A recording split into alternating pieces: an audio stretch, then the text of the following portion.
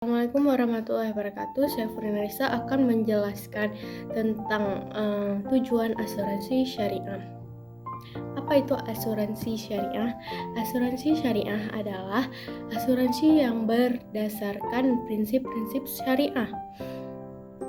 Menurut fatwa DSN MUI tentang asuransi syariah, yaitu usaha saling melindungi dan tolong-menolong di antara sejumlah orang atau pihak melalui investasi dalam bentuk aset atau tabaruk yang memberikan pola pengembalian untuk menghadapi resiko tertentu melalui akad yang sesuai dengan syariah. Di Indonesia sendiri, asuransi Islam yang sering dikenal dengan istilah takaful. Kata takaful berasal dari takafalah yakatafalu, yang berarti menjamin atau saling menanggung.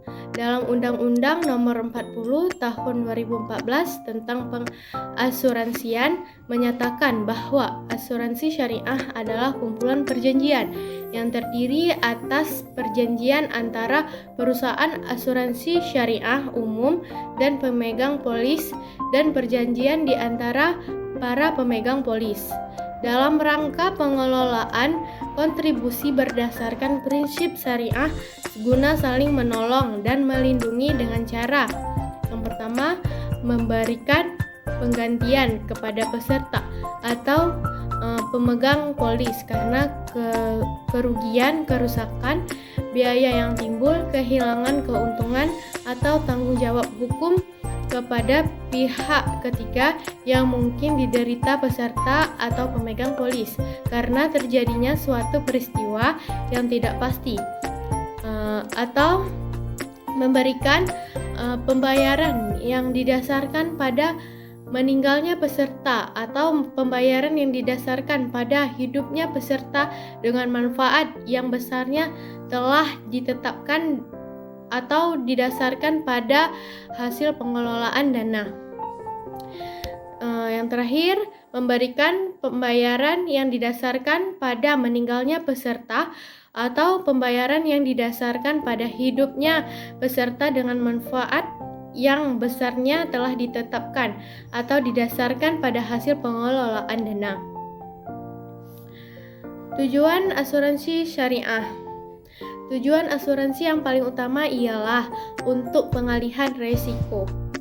Dalam teori pengalihan risiko, tertanggung menyadari ada ancaman bahaya terhadap harta kekayaan miliknya atau terhadap jiwanya. Jika suatu hari bahaya tersebut menimpa harta kekayaan dan jiwanya, maka dia akan menderita kerugian atau korban jiwa atau cacat raga akan mempengaruhi perjalanan hidup seseorang atau ahli warisnya.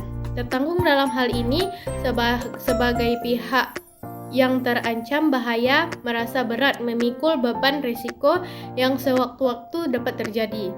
Untuk mengurangi atau menghilangkan beban risiko tersebut, maka pihak tertanggung berupaya mencari jalan kalau ada pihak yang bersedia mengambil alih beban risiko ancaman bahaya dan dia sanggup membayar kontra prestasi yang disebut dengan premi. Tujuan khusus asuransi syariah yaitu yang pertama, meringankan risiko yang dihadapi oleh nasabah atau para tertanggung dengan mengambil alih risiko yang dihadapi.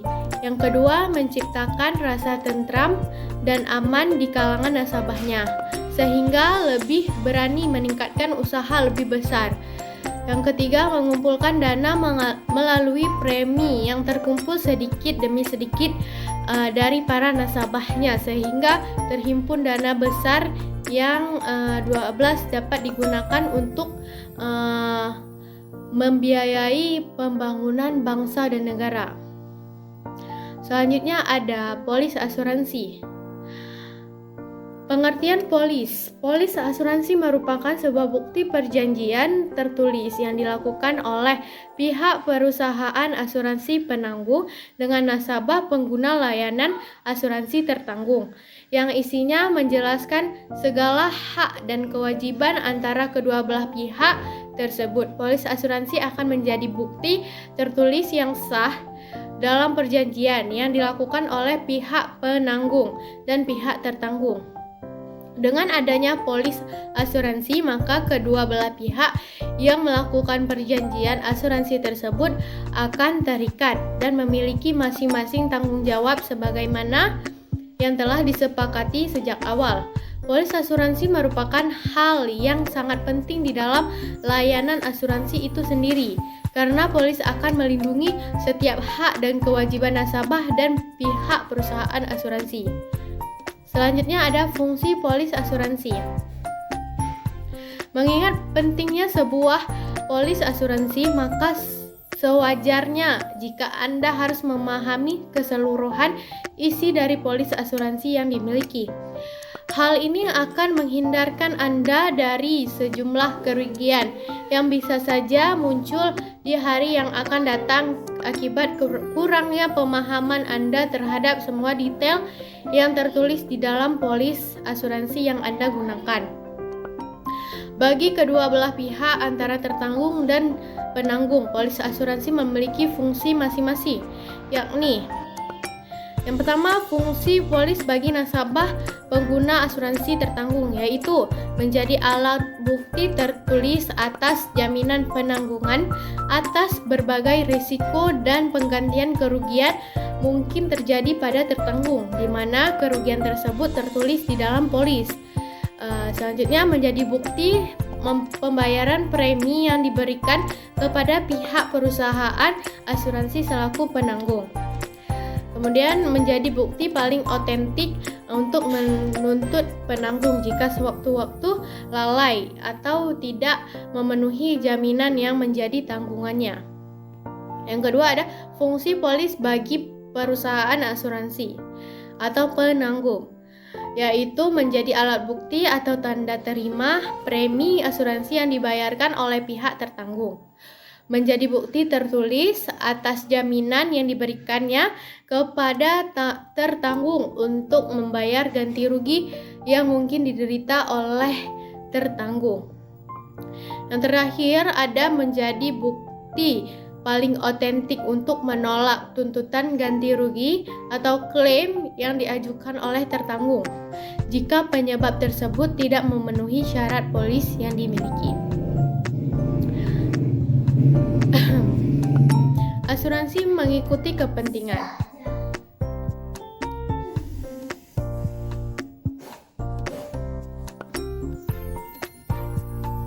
Apabila benda asuransi berpindah kepada pihak lain, misalnya karena dijual, maka asuransi mengikuti kepentingan yang melekat pada benda asuransi itu. Segala hak dan kewajiban tertanggung lama berpindah kepada tertanggung baru, kecuali jika diperjanjikan sebaliknya antara tertanggung lama dan penanggung baru. Itu terdapat dalam pasal 263 ayat 1 KUHD. Akan tetapi, jika pembeli atau pemilik baru benda asuransi itu menolak untuk mengoper asuransinya, sedangkan tertanggung lama masih mempunyai kepentingan terhadap benda yang dia asuransikan, maka asuransi itu tetap berjalan untuk kepentingan tertanggung yang lama, termasuk dalam pasal 263 ayat 2 KUHD. Jika tertanggung lama sudah tidak berkepentingan lagi, maka pemilik baru harus memberitahukan kepada penanggung untuk menghentikan asuransi itu. Jadi kesimpulannya adalah industri asuransi syariah di Indonesia mempunyai prospek yang sangat bagus untuk berkembang. Permintaan terhadap produk-produk asuransi berbasis syariah akan terus mengalami peningkatan. Tumbuhnya industri asuransi syariah harus juga didukung dengan mudahnya oleh masyarakat untuk mendapat akses informasi mengenai manfaat-manfaat perekonomian syariah dibandingkan dengan perekonomian konvensional. Apalagi ditunjang dengan banyaknya penduduk Indonesia dan juga sebagai negara muslim terbesar di dunia. Akan tapi industri juga akan mengalami rintangan yang sangat kuat karena adanya pelemahan ekonomi dunia, juga negara kita, masyarakat yang belum teredukasi tentang asuransi.